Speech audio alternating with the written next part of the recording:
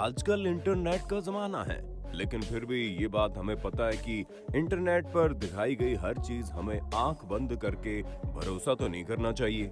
लेकिन अगर बात हमारे बुक्स पर भरोसा करने की करे तो उसका क्या? वही बुक्स जो हमें बचपन में रटाई जा रही हैं, बचपन से पढ़ाई जा रही है, क्या वो भी गलत हो सकती है कभी? आपका जवाब होगा नहीं। लेकिन दोस्तों, आज हम आपका यही भ्रम तोड़ने वाले हैं, क्योंकि कभी कभार बुक्स भी गलत साबित हो जाती है। इसलिए अपना दिल थाम कर बैठिए, क्योंकि आज हम आपको कुछ ऐसे झूठ के बारे में बताने वाले हैं जो आप सदियों से सच मानते आ रहे हैं। इतना ही नहीं दोस्तों, एंड में हमने आपके लिए जो सच रखा है ना, उसको सुनकर आप हंसते हंसते रो दोगे। इसलिए वीडियो को एंड तक देखिए और बताइए आप अब तक इनमें से कौन सी बात को सच मानते आ रहे थे। दोस्तों, अगर हम आपसे पूछेंगे इजिप्ट में बने पिरामिड को किसने बनाया था, तो आपका जवाब क्या होगा? और इस बार हम आपको ये नहीं बोलने देंगे, आप हमारे कमेंट सेक्शन में बताइए, क्योंकि हमें आपका जवाब पता है। आप यही जवाब देंगे कि इजिप्ट में रहने वाले मजदूरों ने बहुत मेहनत करके इस पिरामिड को बनाया था। लेकिन हम आपके इस भ्रम को तोड़कर ये बताना चाहते हैं कि बिल्कुल भी सच नहीं है। दोस्तों, सच्चाई ये है कि असल में इस पिरामिड को बनाने वाले बहुत से लोग मजदूर थे ही नहीं। जी हाँ दोस्तों, रह गए ना हक्के बक्के। पर यह सच है, क्योंकि इस पिरामिड को बनाने के लिए एंशिएंट इजिप्ट की अच्छे खासे पॉपुलेशन ने बढ़ चढ़कर अपना योगदान दिया। आपको जानकर हैरानी होगी कि इसको बनाने में करीब 85 सालों तक, यानी कि 2579 से लेकर 2507 बीसी तक का वक्त लगा। और इतने समय तक इजिप्ट के रहने वाले लोगों ने अपना खून पसीना एक करके पिरामिड तैयार किया था, और सिर्फ इसीलिए वो अपने नेशनल आइकॉन को खड़ा कर सके। ऐसे में जो लोग इतने बड़े बड़े पत्थरों को नहीं उठा सकते थे, उन्होंने यहाँ पर काम कर रहे लोगों के लिए खाना, रहने और बाकी चीजों की व्यवस्था की। मतलब साफ था, इजिप्ट में रह रहे लोगों ने अपने लेवल तक का सारा काम किया। कुछ लोग सिक्योरिटी का काम करते थे, तो कुछ लोग पत्थर उठाने के लिए दूर दराज इलाकों में जाते थे। जब इतने सारे लोग मेहनत करें और वो भी रंग ना लाए, तो ऐसा कैसे हो सकता है? और देखिए, आज इसी पिरामिड ने अपना रंग लोगों पर चढ़ा रखा है। ये तो थी इजिप्ट की बात, लेकिन आगे ऐसे और भी फैक्ट्स हैं जिसे सुनकर आपके होश उड़ने वाले हैं। दोस्तों, क्या आपको डांस करना पसंद है? बिल्कुल होगा ही। वैसे डांस की बात करें तो सबसे पहले नाम आता है माइकल जैक्सन का, जिन्होंने पूरी दुनिया में पॉप म्यूजिक में एक अलग ही मुकाम हासिल किया था, जहां ये सिंगर के साथ साथ बहुत ही बेहतरीन डांसर भी थे। माइकल जैक्सन के डांस मूव्स इतने ज्यादा अच्छे होते थे कि कोई इन्हें पीछे छोड़ ही नहीं सकता था। और इनका मून वॉक तो वाकई में इतना खूबसूरत था कि आज भी मून वॉक के लिए किसी को कॉम्प्लीमेंट दिया जाता है तो उसमें माइकल जैक्सन का नाम जरूर आता है। शायद यही वजह है कि जब माइकल जैक्सन मून वॉक करते थे तो सबको लगता था मून वॉक का स्टाइल इन्वेंट इन्होंने ही किया होगा, और शायद आपको भी यही लग रहा होगा। पर दोस्तों, ये मून वॉक माइकल जैक्सन ने इन्वेंट नहीं किया था। भला ये बात बिल्कुल सच है कि ये मून वॉक सबसे पहले 1983 में माइकल जैक्सन ने ही किया था, जो माइकल जैक्सन ने कैपेस कैंडिडेट एंड कुली जैक्सन से सीखा था। और कैपेस कैंडिडेट एंड कुली जैक्सन ने 1970 में से परफॉर्म कर दिया था। और यही नहीं, इन सभी से पहले बिल बैली नामक डांसर ने भी इसको परफॉर्म किया था। ऐसे में ये बता पाना बड़ा मुश्किल है कि आखिर मून वॉक का असली इन्वेंटर कौन है।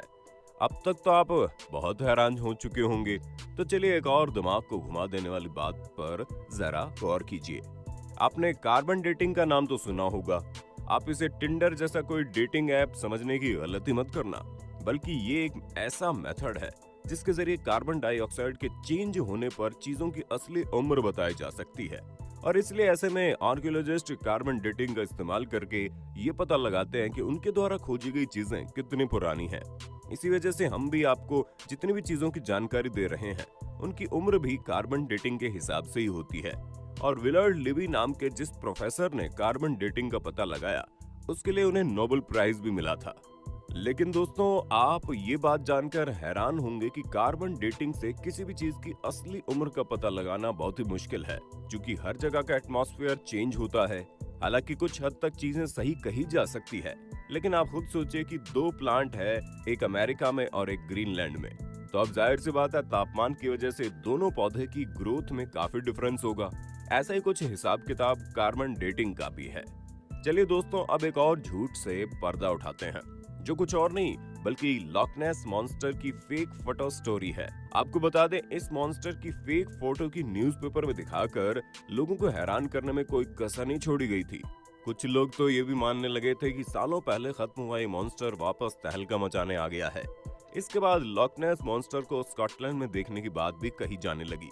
इस तस्वीर को सबसे पहले रॉबर्ट केनेथ विल्सन ने 1934 में लोगों के सामने रखा था और करीब 60 सालों तक इनकी ली गई तस्वीर को सच समझा जा रहा था। लेकिन दोस्तों, कहा जाता है ना कि सच ज्यादा दिन तक नहीं छुपता, और इस स्टोरी में ये बिल्कुल फिट बैठता है। 1994 में लोगों के सामने आ गया कि इस पिक्चर में दिखाए गए मॉन्स्टर एक टॉय था, जिसको इस तरह से रखा गया था कि वो मॉन्स्टर की तरह दिखाई दे। दोस्तों, दुनिया में अजूबों की तो कमी नहीं है, और जब आप उन अजूबों के बारे में सोचते हैं तो आपके दिमाग में सबसे पहले क्या आता है? वैसे बाकी सब चीजें तो अजूबे ठीक है, लेकिन ग्रेट वॉल ऑफ चाइना इतनी भी ग्रेट नहीं है कि वो आपको स्पेस से दिखे।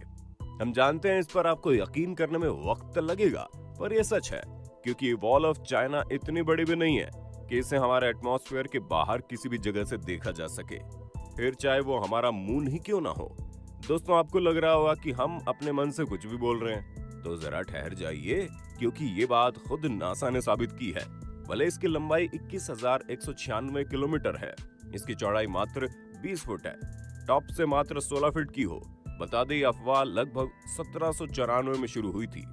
अब चीन से वापस लाकर आपको अल्बर्ट आइंस्टीन के सच से वाकिफ कराते हैं। दोस्तों, बचपन से हम सुनते आ रहे हैं कि अल्बर्ट आइंस्टीन बचपन में मैथ में फेल हो गए थे। तो दोस्तों, आपको बता दें, बिल्कुल गलत है, क्योंकि अल्बर्ट आइंस्टीन जो खुद मैथ्स के इतने बड़े जीनियस थे, मात्र 15 साल की उम्र में उन्होंने मैथ्स में अपनी अच्छी खासी पकड़ बना ली थी। अब ये जाहिर सी बात है कि जो शख्स फिजिक्स की दुनिया में बड़ी बड़ी उपलब्धियां हासिल करता हो, उन्हें बेसिक मैथ ना आए, ऐसा हो सकता है भला? वो भी हाई स्कूल के समय में। ये चीज थोड़ी तो अटपटी है, पर दोस्तों, हमें तो बुरा उन लोगों के लिए लगता है जो सोचते हैं उन्हें मैथ्स नहीं आती, फिर भी वैज्ञानिक बन जाएंगे। इसलिए वैज्ञानिक बनने के लिए मैथ्स बहुत जरूरी है। ठीक उसी तरह जिस तरह से अच्छा सिंगर बनने के लिए गाना जरूरी है, और अच्छा डांसर बनने के लिए अच्छे मूव्स करना जरूरी है, क्योंकि ये सारी चीजें बेसिक है। हमें पता है आपको इस बारे में कोई भी जानकारी नहीं होगी। बता दें कि 19वीं सदी के मध्य में अमेरिका में एक बहुत बड़ी अफवाह फैली थी, और वो अफवाह फैलाई थी सिगरेट कंपनीज ने। जी हाँ दोस्तों, सिगरेट कंपनीज ने बहुत सारे विज्ञापन में सिगरेट पीने से सेहत अच्छी रहती है इसका दावा किया था। ऐसा होता था क्योंकि कुछ कंपनी ये बोलती थी कि डेंटिस्ट ये खुद लोगों को सिगरेट पीने की सलाह देते हैं, और ये सेहत के लिए बहुत ही अच्छी होती है, जिससे आपकी टेंशन भी कम होती है। उस वक्त ऐसे बहुत सारे विज्ञापन देखने को मिल रहे थे। इन्हीं विज्ञापन की बदौलत अमेरिका के लगभग 45% लोग सिगरेट पीने की लत को लगा चुके थे। हालांकि अभी भी अमेरिका में सिगरेट पीने वाले लोगों की कमी नहीं है, लेकिन उस वक्त ये संख्या ज्यादा थी, क्योंकि लगभग 45% लोग सिगरेट पीते थे। आंकड़े के हिसाब से देखा जाए तो लगभग 7 करोड़ लोग सिगरेट पीते थे। वो तो बहुत दिनों बाद पता चला कि ये सेहत के लिए बहुत ही ज्यादा हानिकारक होती है, जिससे भगवान आपको अपने पास बुलाने में बिल्कुल भी देर नहीं करते। अब मरने का डर किसको नहीं होता दोस्तों? जब ये सच सामने आया तो मरने के डर से बहुत से लोगों ने इसको टाटा बाय बाय कहना ही अच्छा समझा। पर दोस्तों, अभी भी बहुत से लोग हैं जो इस बात को नहीं समझते, क्योंकि हम ये भी नहीं भूल सकते कि दुनिया में बेवकूफों की कोई कमी नहीं है कि नहीं दोस्तों? आज के लिए इतना ही दोस्तों। उम्मीद करते हैं आपको ये वीडियो पसंद आई होगी। अगर हाँ तो कमेंट सेक्शन में जरूर बताना, और ऐसे ही इंटरेस्टिंग वीडियोस के लिए हमारे चैनल को सब्सक्राइब करना ना भूलें।